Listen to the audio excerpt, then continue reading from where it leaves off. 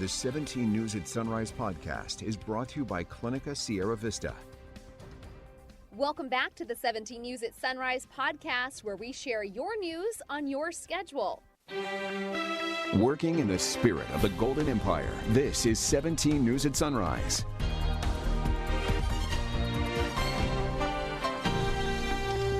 And good morning here at 5 a.m. Thanks for waking up with us. I'm Maddie Jansen alongside Alex Fisher. It is day 2 of Russia's invasion of Ukraine. Ukraine's president says at least 130 people have been killed and hundreds more hurt. And those numbers are only expected to grow higher. Let's take you out live this morning to Kyiv, where Russian forces are reportedly closing in around the capital city. President Biden is among world leaders condemning Russian President Vladimir Putin. NBC's Bree Jackson has the latest from Washington. Good morning, Alex, Maddie. This morning, President Biden has a virtual meeting with NATO leaders to discuss the situation in Ukraine and possible new sanctions against Russia. Residents of Kyiv waking up to sounds of war and sights of devastation in other areas of Ukraine. Putin chose this war, and now he and his country will bear the consequences. President Biden imposing harsh new sanctions. They include cutting off Russia's largest banks and companies from Western financial markets and restricting exports. This is going to impose severe cost on the Russian economy, both immediately and over time. Some critics say the president should have gone even further. Ratchet the sanctions all the way up as far as you can. There's a bipartisan push for Russia to be barred from SWIFT, the secure system that connects banks in more than 200 countries. The administration says right now European allies are not willing to take that step. They are profound sanctions. Let's have a conversation in another month or so to see if they're working. As the impact of this is felt, as the consequences of what President Putin done is felt, including in Russia, that will have an impact. The Russian attacks igniting worldwide protest, and Moscow chanting crowds held anti-war signs. Biden, stand with Ukraine! Biden, stand with Ukraine! In Washington, D.C., there are calls for a stronger response from the administration. Many praying for those fleeing for their safety. I just can't believe someone could be so evil. During an unclassified briefing, U.S. military leaders described the current phase of Russia's military operation as the tip of the spear, warning of more violence and casualties to come. The U.S. is also deploying 7,000 troops to Germany to assist NATO allies. President Biden again stressing that no U.S. forces are being sent directly into Ukraine. In Washington, I'm Bree Jackson, 17 News. Back here in the U.S., Russia's full-scale attack on Ukraine sparked rallies yesterday from coast to coast. In San Francisco, hundreds gathered, Americans and Ukrainians near the steps of City Hall, calling on the United States and its allies to impose tougher sanctions. Many waving Ukrainian flags and carrying banners, some fearful for their loved ones who remained in Ukraine. In Sacramento, the scene was much the same as people gathered at the Capitol in support. And cities around the world lit up in yellow and blue last night in support of Ukraine. Yellow and blue are the colors of Ukraine's flag. This aerial was taken over the Los Angeles area, where you can see City Hall there lit up for Ukraine. Your time now is 5:05, and back here at home this morning, it's not the winter weather that's keeping Tehachapi schools closed. It's the pandemic. Tehachapi Unified School District officials say staff are stretched thin trying to maintain a safe environment for students. You may remember the district made headlines last week when groups of students were removed from class for not wearing masks. Officials say the efforts to enforce mask guidance have been unsustainable. The closure lasts through Monday. That's when administrators plan to reevaluate the situation. TUSD superintendent says he hopes Governor Newsom will allow for parental choice when it comes to masking in schools. A change in federal mask guidelines is expected later today. According to several sources, the Biden administration will announce most Americans will no longer be advised to wear masks in indoor public settings. The CDC is expected to announce a shift in the metrics it uses to make those mask recommendations.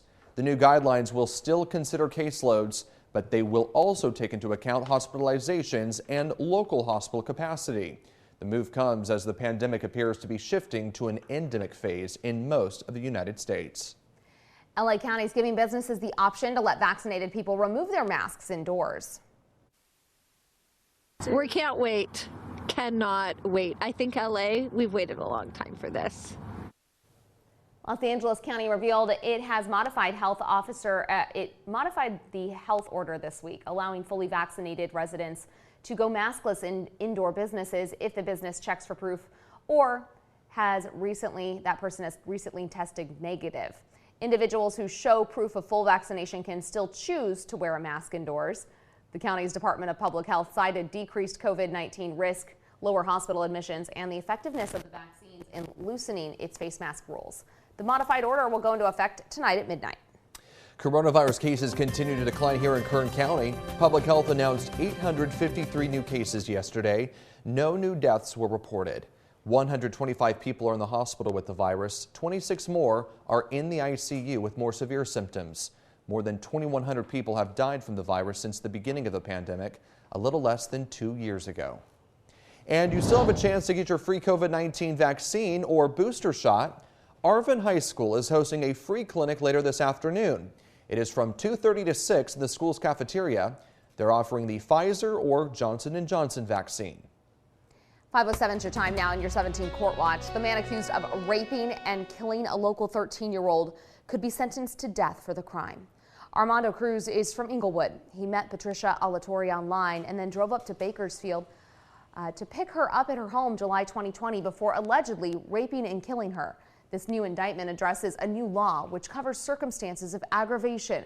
Previously, the judge during the sentencing phase would take into consideration extra factors such as whether the crime was particularly violent or whether the victim was vulnerable. Now, under the new law, the jury must consider and rule on aggravating circumstances before the sentencing phase begins. If convicted, Cruz faces the death penalty or life in prison.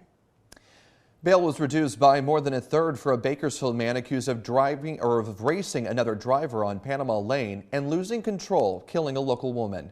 Police say Iqbal Singh was racing a motorcycle on Panama Lane when he lost control and hit a vehicle driven by 19-year-old Bianca Flores.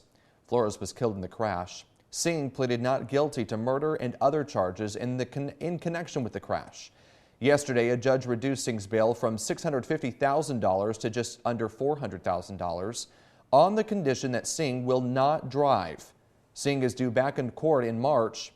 Meantime, authorities are still looking for the motorcyclist who took off after the crash. Making news around the nation, President Joe Biden has reportedly reached a decision on his first nominee to the U.S. Supreme Court. His historic selection of the first black woman to serve on the High Court could be announced today. Judge Leandra Kruger, who sits on the California Supreme Court, is one of the three potential nominees. The other two are Judges Ketanji Brown Jackson and J. Michelle Childs. The eventual nominee would replace Justice Stephen Breyer, who's retiring in June. Russia's invasion of Ukraine continues to make news around the world. The people of Ukraine are caught in the middle of conflict, most with nowhere to go. Aaron McLaughlin shows us where some are finding shelter for now. The sound of war, not heard in this European capital since World War II. Ukrainians' worst nightmare now realized. Thousands trying to flee the capital, Kyiv, either stuck in gridlock or unable to fill their cars with the gas needed to get out. I'm very, very scared for my boy, says this father. Some families crossed into Poland on foot, their belongings stuffed into plastic bags. This man carrying packs of diapers. While on the Eastern Front in Kharkiv, they sheltered inside darkened subway cars, bracing for the next missile strike. We were sleeping and my wife woke up and say like, it's bombs. In the capital, when the sirens sounded, we ran to an underground garage. We were told 4 ballistic missiles had been fired toward the center of the city. This hotel does not have a bomb shelter, as so many places here in Kyiv do not. This is just sort of an illustration of how people are making do when there are sirens, when there are missiles. Less than 24 hours into a war that no one here wanted, the psychological trauma is palpable. Are you scared? Yes, I am. And I think it's normal. I think it's normal to be scared. It's normal to be afraid for your life, for your kids, for your families. At the National Police Headquarters, a line of people waiting to be handed weapons. The government encouraging all Ukrainians to take up arms and fight. This man leaves with 2 AK-47s, even though he's never fired a gun. Do you know how to use that? To tell the truth, I am not good at it, but I understand. I just need to find some quiet place and figure out how it works. A nation known for its resolve, now fighting for its future. Erin McLaughlin, NBC News, Kyiv, Ukraine. Speaking of people in Ukraine, actor Sean Penn is there as well. The Oscar winner has been in the country working on a project that focuses on the Russian assault. Penn attended a press briefing in Kyiv where leaders say they hope he tells the world the truth about the Russian invasion. Meantime, the hashtag Stand With Ukraine is trending on social media as other celebrities condemn the Russian assault. Meantime, Russia's invasion of Ukraine is not expected to impact operations on the International Space Station for now. In a statement yesterday, NASA said collaborative operations will continue as normal, including those with the Russian Space Agency. It also noted sanctions on Russia should not impact the space station. However, Russia's space agency warned that sanctions have the potential to destroy cooperation on the ISS. So far, NASA has not responded directly to his remarks. There are currently 4 NASA astronauts, 2 Russian cosmonauts, and 1 European astronaut aboard the space station. In your 17 Crime Watch, Bakersfield police need your help identifying 2 men wanted in connection to 2 shootings, one of them deadly. The 2 men are believed to have been involved in a shooting November 28th on M Street near 8th Street.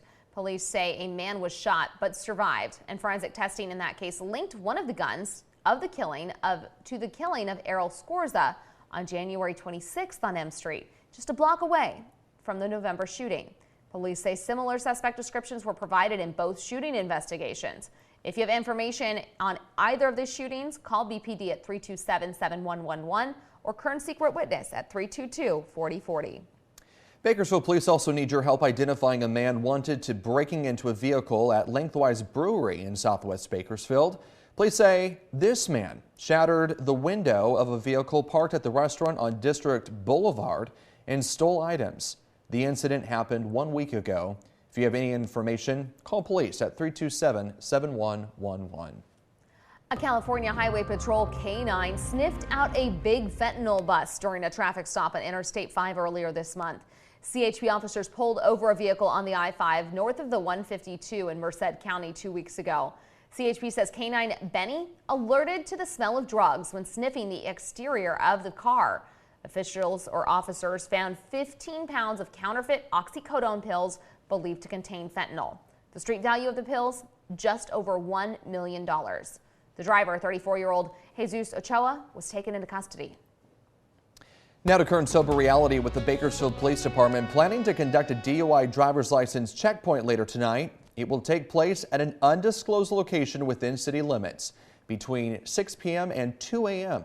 Officers will check for signs of alcohol or drug impairment. They'll also check for licensing.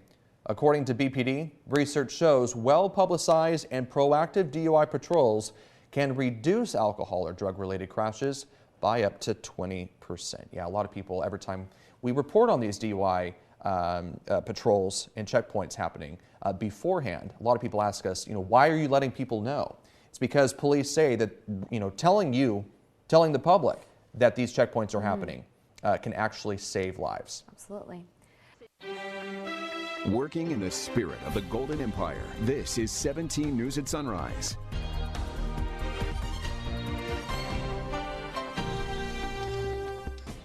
The 17 News at Sunrise podcast is a production of KGET and Nexstar Media Group. For more on all of the headlines in today's show, head to kget.com.